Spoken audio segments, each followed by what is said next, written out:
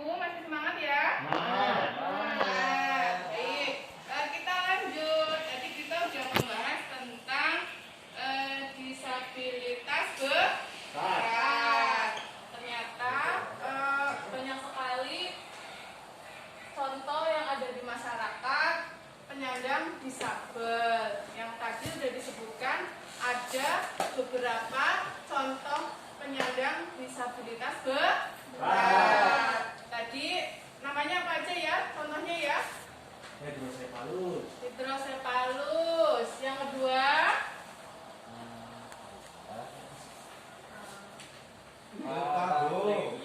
Paraplegia. Nah, itu ketika misalnya di masyarakat ada yang mengalami penyandang disabel yang seperti itu, maka kita harus melaporkan ke pemangku kepentingan. Nah, tadi ayo kita akan mengulas kembali ada dua contoh kasus penyandang disabilitas. Yang pertama, hidrosefalus itu ciri-cirinya apa ya? Ada yang masih ingat pertemuan kemarin? Keras kepala itu sifatnya Mas ya? Iya. Nah, beda sama ya? Kepala besar. Nah, ciri-ciri dari hidrosefalus itu adalah yang pertama, kepalanya itu besar. Jadi kalau yang kepala normal itu kan biasa ya, tapi kalau misalnya yang mengidap penyakit hidrosefalus itu kepalanya besar sekali Mas ya. Nah, lalu tetapi berbeda, tangan kakinya terlihat kecil, jadi nggak seimbang. Lalu selain itu apa ini ciri-ciri fisiknya hidrosefalus? Selain kepalanya besar, kaki tangannya kecil, lalu matanya nggak bisa melihat, sulit melihat ke kiri dan ke kanan. Coba dengan perhatikan kalau misalnya ada yang hidrosefalus itu kalau melihat itu sulit sekali mau gerak ke kanan kiri, itu matanya nggak bisa ya. Nah, itu tidak bisa melihat sama sekali dan tidak bisa bicara. Nah, ini. Lalu berikutnya pada saat lahir normal, catatan ini baru ketahuan setelah beberapa bulan. Kira-kira usianya baru kelihatan berapa bulan nih? Nampak 3 bulan betul. Lalu berikutnya, nah ini karena biasanya itu, terutama ini KPM itu, anak-anak KPM kan mengalami ini ya, kalau kesulitan biaya ya Bu ya. Nah, ini nanti itu tugas dari masyarakat untuk merehabilitasi Bu. Jadi ketika misalnya di sekeliling jenengan ada KPM anak KPM yang mengalami masalah hidrosefalus, karena mungkin KPM itu tidak memiliki kemampuan finansial yang mencukupi, maka itu harus salah satu caranya, solusinya adalah anak itu harus tertangani ya Bu ya. Tetap ya. Nah, caranya bagaimana? Dengan rehabilitas berbasis masyarakat. Nah, ini ada alurnya Bu ya. Nah, alurnya dari mulai terbawah dulu. Jadi harus laporan dulu ke RT. Nah, setelah laporan Pak RT, karena kita apa ya, yang dari RT itu singkatan apa sih Bu? Kepala rumah tangga. Jadi rukun tetangga. Oh iya aja.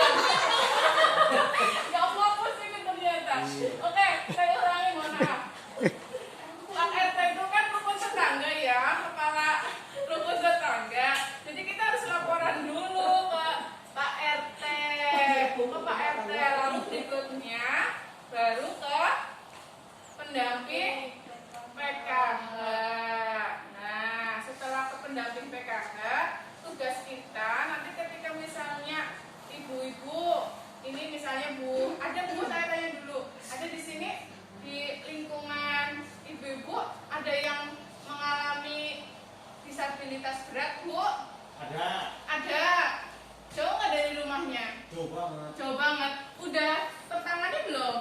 Belum. Belum. Nah ini nanti tolong disampaikan. Itu bisa nanti melapor ke pemangku kepentingan. Itu biasanya kalau misalnya di rumah anak itu tertangani, maksudnya di sini pelayanannya sudah memadai apa belum? Belum. Belum ya? Oke, mungkin ibunya kurang mampu atau gimana? Mampu. Mampu, kurang mampu. Iya. Oke, jadi nanti disampaikan bahwa anak tersebut harus apa? Harus laporan ya, nanti ya laporan ke Pak RT. Berikutnya setelah Pak RT, lalu pendamping PKH. Nah ini dicek Bu, nanti ketika misal apa KPM ikut KPM mendapatkan bantuan PKH apa enggak? Dapat ya. Nah nanti dipastikan bahwa di pendamping PKH ini melaporkan ke pendamping untuk dicek di sistem apakah masuk penyandang disabel apa enggak ya, sehingga ini nanti bisa memperoleh bantuan gitu ya. Iya. Nah pendamping PKH nanti memastikan bahwa yang bersangkutan namanya siapa ya Bu, nanti KPM-nya ya. Turium. Oh ya, anak Bu Turium ini itu bisa dengan cara pendamping home visit ya Bu ya. Nanti laporkan ke pendamping home visit. Nanti setelah dicek, lalu lapor ke Bu Turium, lapor ke Puskesmas ya. Nah nanti itu bisa dicek. Puskesmas itu kan ada surat keterangan dokter ya Bu ya. Nah bahwa yang menyatakan bahwa itu surat keterangan dokter yang menyatakan bahwa anaknya itu betul-betul disabel berat. Jadi bisa dimasukkan ke PKH sistem ya untuk mendapatkan bantuan. Karena salah satu komponen di dalam PKH itu kan yang berhak adalah penyandang disabel berat. Begitu ya. Lalu berikutnya bisa ke lapor setelah Pak RT kemana lagi nih? Puskesmas. Lalu dinas sosial. Gitu ya. Kalau ada yang hidrosepalus atau biasanya kepalanya besar ibu ya. Iya. Nah, itu juga harus tertangani ya. Nah karena memang semuanya harus membantu, jangan sampai tidak tertangani gitu. Lalu ada juga nih contoh lain tadi hidrosepalus. Lalu berikutnya apa lagi ya? Masih ingat nggak pertemuan kemarin? Apa ya namanya ya yang selain hidrosepalus?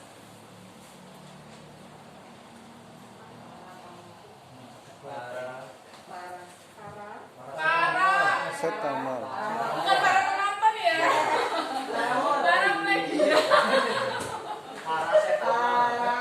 Paracetamol ya obat, Bu. Iya iya. Oke berikutnya. Parah sekali kan. Paraplegia betul. Tadi hidrosepalus, lalu paraplegia. Nah, disabilitas berat ini yang pertama, yang kedua adalah paraplegia. Ciri-cirinya apa Bu? Yang pertama karena anak tersebut mengalami kecelakaan dan jatuh, itu tulang punggung dan saraf-sarafnya udah nggak berfungsi. Yang tadinya normal jadi kecelakaan berat, jadi mengakibatkan organ tubuhnya ini tidak terganggu benar, akibatnya menghambat aktivitas. Bahkan ini anak tersebut kalau yang biasa menderita paraplegia karena saraf-sarafnya ini sudah rusak dan tidak bisa digerakkan, maka hanya bisa berbaring saja. Nah, juga jarang mandi. Nah, kalau jarang mandi dan tidak bersih kan tergantung dari apa? Orang tua atau dukungan dari keluarga. Nah, kadang-kadang karena apa sih bahasanya itu malu ya, mungkin gara-gara udah nggak bisa aktivitas, sering kalau misalnya jalan pun nggak bisa ngesot ya Bu ya. Nah itu bisa mengakibatkan dampak psikis sama anak, contohnya sering murung, nah sering menangis tiba-tiba apa marah nggak jelas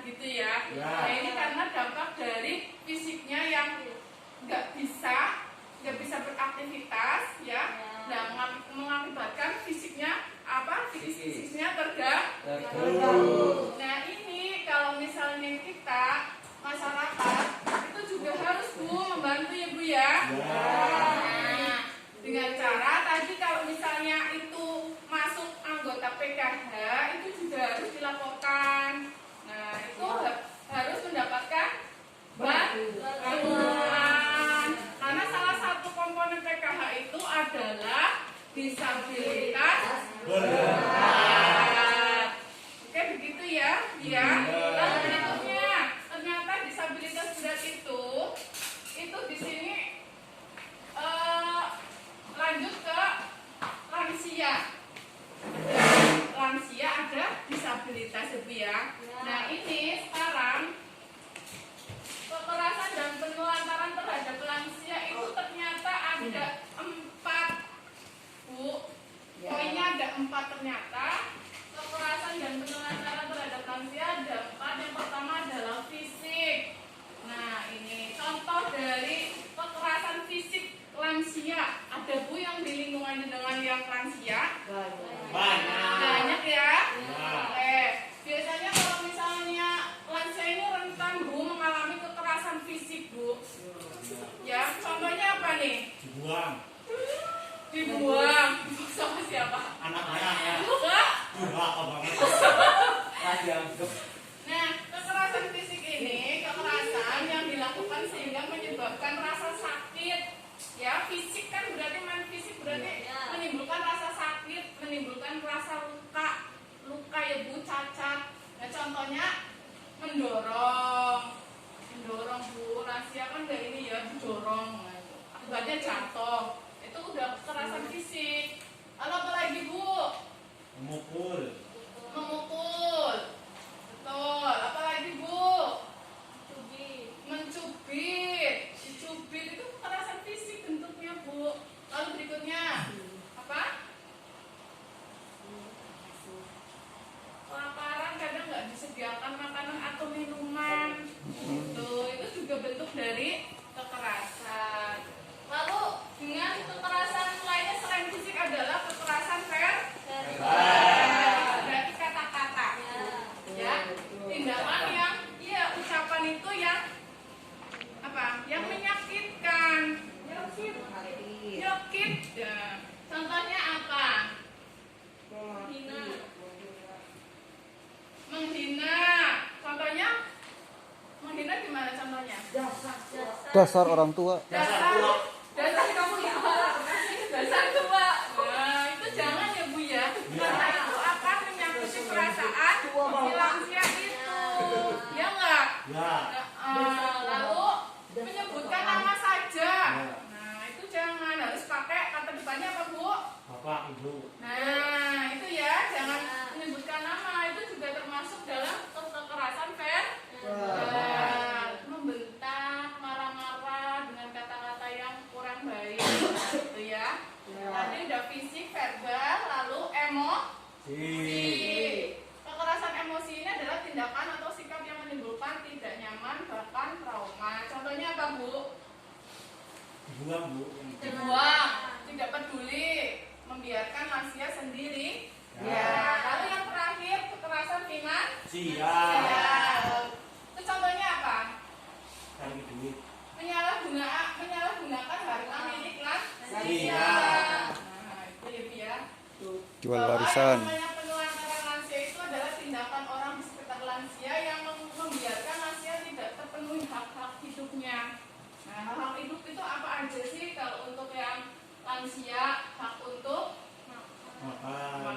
Kalau misalnya penelantaran lansia berarti itu nggak dikasih makan. Nah, kalau nggak dikasih makan padahal itu kan kebutuhan ya, makan itu kebutuhan ya, Bapak ya. Nah, kalau nggak makan akan terjadi apa? Meninggal. Kelaparan. Langsung meninggal ya. Kelaparan. Kalau itu jangka waktunya berhari-hari nggak makan nggak minum, maka efeknya akan menimbulkan nah itu akan yang paling fatal adalah menimbulkan Kematian. kematian gitu ya Bu ya. Jadi kalau bisa ini ya, kalau misalnya anaknya kira-kira ini ya dibantu tangga-tangganya ya Bu ya. Harus ini ibaratnya kalau istilahnya ya jogo tonggo gitu ya Bu ya. Iya, jogo tonggo. enggak. Jadi harus kuncinya adalah peduli sekitar Kita. kita. Lalu membiarkan lansia sakit tidak diperiksa ke puskesmas. Lansia nek diare Bu. Nah, aduh, dibiarin aja. Selaku anak seharusnya apa Bu? Diperiksakan. Nah, karena anak melakukan kekerasan finansial, itu padahal bantuannya misalnya untuk orang tua lansia ternyata digunakan untuk sendiri. Nah, seharusnya digunakan untuk apa? Memeriksakan orang tua itu. Nah, itu kalau misalnya dipakai kekerasan finansial anak, maka lansia ini tidak memperoleh pelayanan kesehatan. Nah, kalau tidak memperoleh pelayanan kesehatan, pada lansianya sakit, apa yang terjadi Bu? Tambah sakit. Nah, ya diare misalnya nih, nggak kasih makan. Nah, itu juga efek dampaknya itu akan berdampak pada lansia ya Bu ya. Nah, lalu membiarkan lansia kesepian. Nah ini emosional, berarti ketika misalnya ternyata kalau lansia itu semakin tua semakin sensitif Bu. Ya. Apalagi kekerasan fisik, kekerasan kata ini misalnya ini dihindari yang seperti ini ya. Nah, lalu berikutnya membiarkan lansia pergi sendirian sementara kondisinya sudah pikun. Ketika lansia sudah pikun, kita biarkan sendirian, apa yang terjadi Bu? Waduh. Lupa jalan pulang ya. Ya betul. Makanya Seperti dia. ya kita itu